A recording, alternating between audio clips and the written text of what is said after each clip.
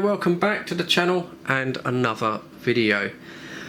On this video I'm going to attempt a battery replacement on my Malachite SDR clone radio. What happened with this radio was completely and utterly my own stupid fault, just stupidity.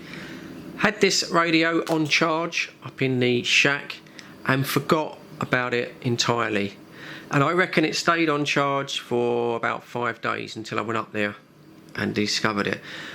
Good thing is that the battery didn't explode and catch fire. It obviously has a safety built in, but the bad thing is the battery's charge management isn't that good.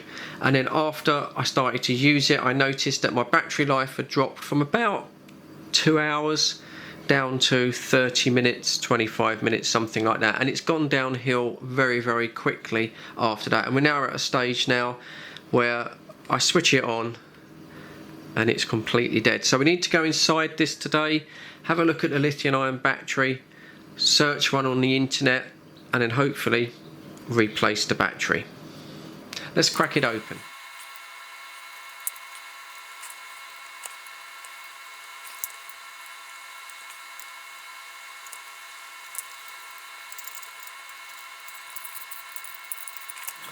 There you go. As you saw, just 4 little Allen key bolts to remove. In fact, you can leave the bottom ones in, to be honest, because the top 2 remove the screen, and then this very carefully comes apart. Just a little connector there for the SMA. I just noticed popped off the circuit board, so you do need to be a little bit careful. I don't want those ribbon cables to come out. You can see there is 2 tiny little speakers. So this is a stereo radio on FM, and there's the lithium ion battery pack, which appears to be stuck to the back of the base there. So yeah, that is quite firm.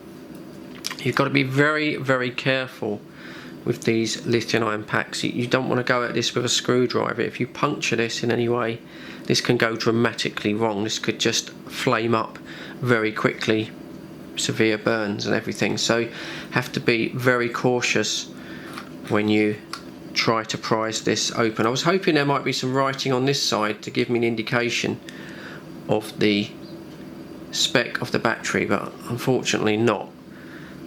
So I just need to go and get some plastic tool now to try and get that off. I'm going to use an old credit card to get the battery, but I think I need to get this control panel out of the way first because it's soldered on the back of that board. So just one little very tiny little hex screw to remove.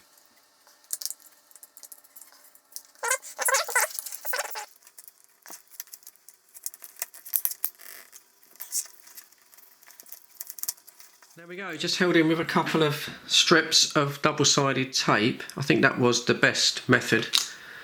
We do have some writing on the back, and there you go. So I will zoom in a little bit. Hopefully you might be able to read that. 3.7 volt at 3000 milliamp hours. Just need to measure that up, go on to eBay or Amazon and just see if we can get something equivalent there. Doesn't look particularly swollen, which is a good thing. So I don't think the overcharging damaged it, but just, well, knocked it out. I mean, with lithium ion batteries, you really shouldn't let them get completely empty, and you shouldn't overcharge them. Both can damage it, and that's what the controller's for on the side of the battery there. Hello, welcome back to the video. It's been a few days and I've got the battery, and I'm having a little bit of work done in the house today. You'll hear that in the background. So I'm probably going to overdub this with audio because that'll get quite annoying. But anyway, let me explain what's going on. Hopefully you can hear me a bit clearer now. So what's going on here, this is the battery that I got from Amazon. As you saw, it wasn't expensive, about £11 something. It's an upgrade, it's 3700 mAh, so I'm hoping that the radio will last longer with this battery, because the old, even when the battery was good on the old one, it only ran for about an hour. Now it does fit in the case, but straight away I can see it's a little bit longer than I thought it would be, and I'm going to have to move this little stereo speaker because it just fouls the battery, and I don't want to put any pressure on this battery at all. You do have to be very, very careful with these lithium polymer batteries. So that'll be the next bit. I'm just going to have to prise off that little speaker and move it around. So let's join the video.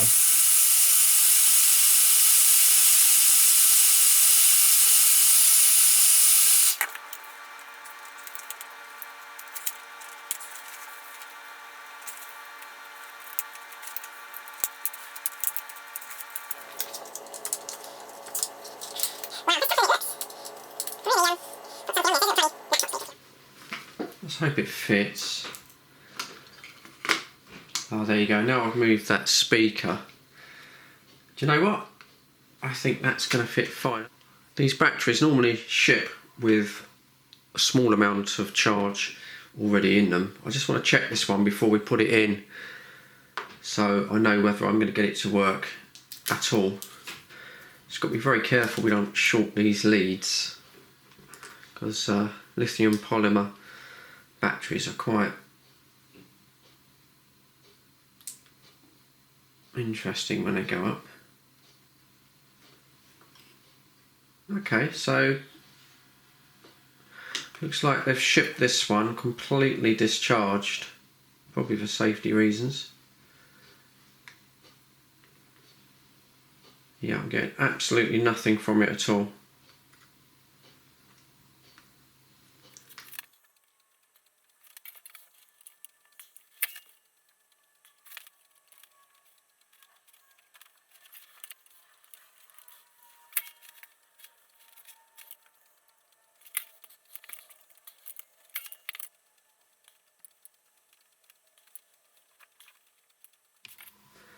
Just need to use a little bit of double-sided tape now to stick down the speaker and to secure the battery. No way of testing it, of course, because the battery's fully discharged.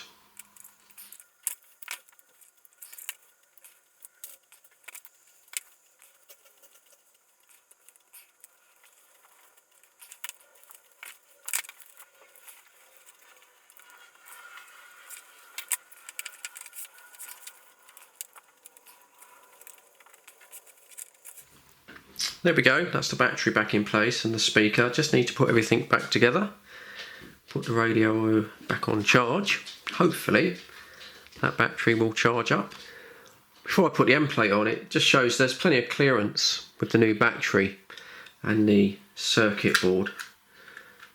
And it fits in there really nice. It's almost looks like that's the sort of size of battery maybe they should have used, just giving us that little bit of extra capacity. Anyway, let me put this back together and we can test it. Here we go then, the moment of truth. Now I've got the USB lead. When I plug this in, hopefully, if all's well, even though it's switched off, it should come on straight away. Of course, if I go to switch it on, it'll run on the battery and nothing will happen. Yay! There we go, that's booted up, isn't it? Need to check those speakers work now. Sorry about the reflections on the screen. It's a very bright day today. Right, let's turn the volume up.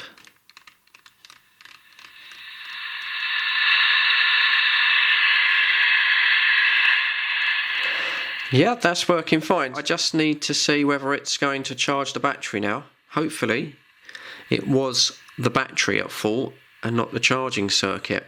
Otherwise I've wasted £10.50 on a new battery. So just need to let that sit for a few hours, see if we get some charge. Well, I had this on charge for about 40 minutes. I noticed the displays come back on. And normally when you hold down the on off button, you get a Morse code bleep and then the display goes off and it goes into charge mode. But what's happening is it's resetting. That's a little bit worrying. So it's showing that there is a charge coming into the unit, but I did just disconnect this and it completely shuts down. So yeah, I'm starting to get a little bit unconfident. You know, sometimes when you deal with things, you've sort of been here before with electronics, and I'm starting to get that little bit of a slightly unnerved feeling. Right, we're back inside it, and I've put a meter back on the battery and there's still no voltage. So I've connected up to USB, but what I've noticed this time, hopefully you can see that, the battery meter is now showing charge and it's showing the voltage right at the very bottom there, 3.84 volts. So it wasn't doing that before, it was just showing the maximum 4.11. Just want to get a reading now what's going into the battery as the displays started to play fair. The soldering on this board isn't very good.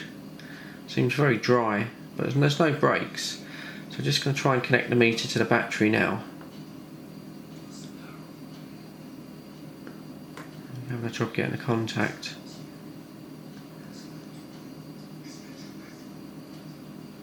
So there you go. So we've got about 3.4 volts, which is what the display on the radio says. So okay, it seems to be taking a charge. I'm a bit confused. Might be clutching at straws here, but see that little contact there? There's a brass pin that connects that onto the circuit board there, and that is the negative side of the on-off switch. Well, that looks a little bit corroded to me. It's hard to see on camera, which might explain why the switch isn't working properly. I don't know what that had to do with the charging. But I think I can't see anything else wrong. I've had a good poke about and checked all of the wires. It's a bit strange, but every now and then when it seemed that when you plug in the USB, and I've wiggled this all about and it seems fine, but when you sort of slightly moved it would reset, which was a little bit odd. I mean, you can see by the quality of the soldering here, it's not particularly good. They could have used a bit more flux. Anyway, I'm going to clean that up and I'm going to put this sandwich board back together, which see if I can get the switch working. But I can't. Nothing stands out. Nothing stands out that's obvious why this shouldn't work.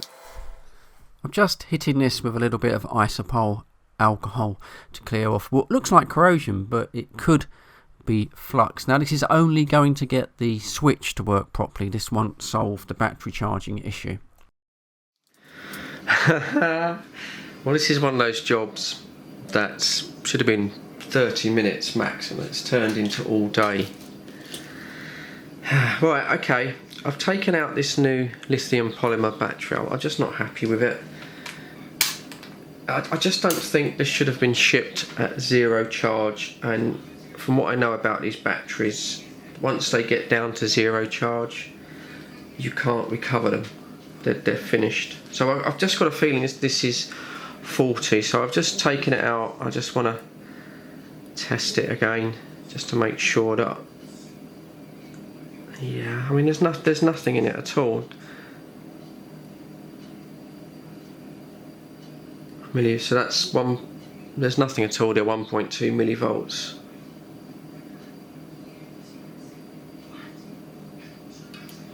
Absolutely nothing in that at all. So I'm not happy with that. Welcome back to the video. It's been about 2 weeks for me. So I contacted the makers of that long battery, I think that's EMB, and obviously said it arrived with no voltage. Unfortunately, I did give them about a week and a half to reply to my email. I got no response back from their support, which is kind of typical these days. So I packed that up and I got a refund on that. And in the meantime, I've ordered another lithium battery. Funny enough, it's the same make, EMB, but from a different supplier. So in this video, we're going to try again to put this battery into the radio. Hopefully this battery will be shipped with some charge. I'm still not sure about that, but I'm pretty sure you should get a small residual charge in the battery. Once they go down to nothing, the battery is dead. In the meantime, I put the original battery back in and it took me about 5 or 6 times, but I did manage to get this battery to take some charge. And I did get the radio working on the battery, but as we know, the capacity of this battery is knackered. So let's unpack this and test it on the meter.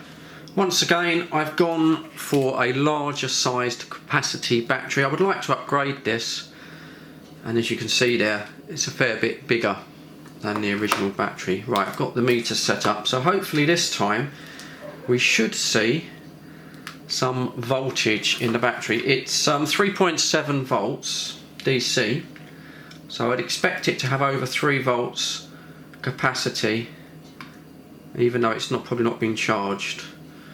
Alright, keep an eye on the meter, and there you go, look at that. So 3.65 volts, so it's pretty much at full charge, which is what I'd expect from a lithium battery. They really do not like to be fully discharged, so that's looking better. I hope it fits in the case. I did measure it and I thought it'd be a little bit tight actually.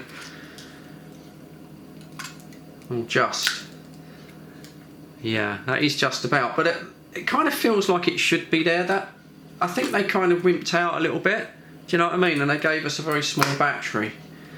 Okay, so that's looking good. I have proved to myself that there's no damage on the charging circuit. Purely is this battery got overcooked when I left it uncharged for 5 days because I was a bit of a knob. I think next thing now then is to get all this soldered in, sticky tape it on the inside, and hopefully at the end of it we'll have a working Malachite radio. Stick with it, I'll fast forward things.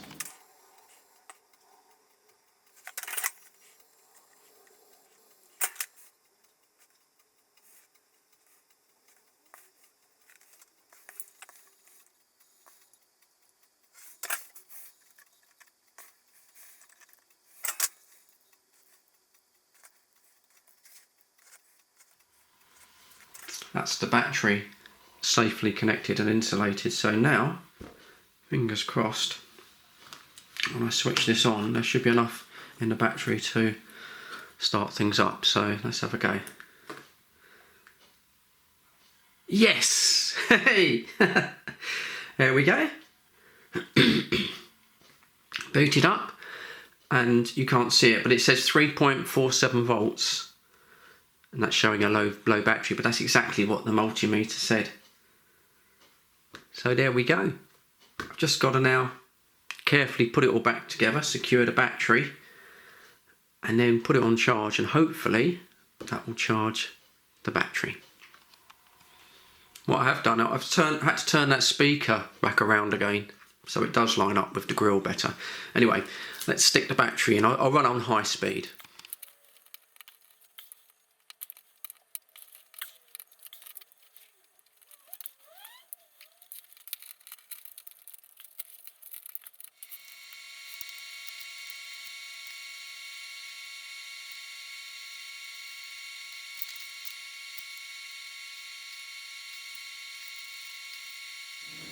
That's everything back together. If the screen looks a little bit scratched, and it has got a bit scratched on the bench here, but that's just a plastic screen protector. I could always get a new one of those. Final test. There she goes. So just need to check that this is charging now. I'm going to have to apologise about the reflections on the screen. It's quite a bright day. Right, keep an eye on the battery symbol there, and I'm going to plug in the USB and hopefully we'll see that increase. Yes! Can you see that? I'm hoping it's coming out on screen. That's now gone yellow, and 3.62, so it's charging the battery. Will probably take quite a while to fully charge the battery, but we are charging. Just check we've got volume actually. That's the frequency, isn't it? Yeah.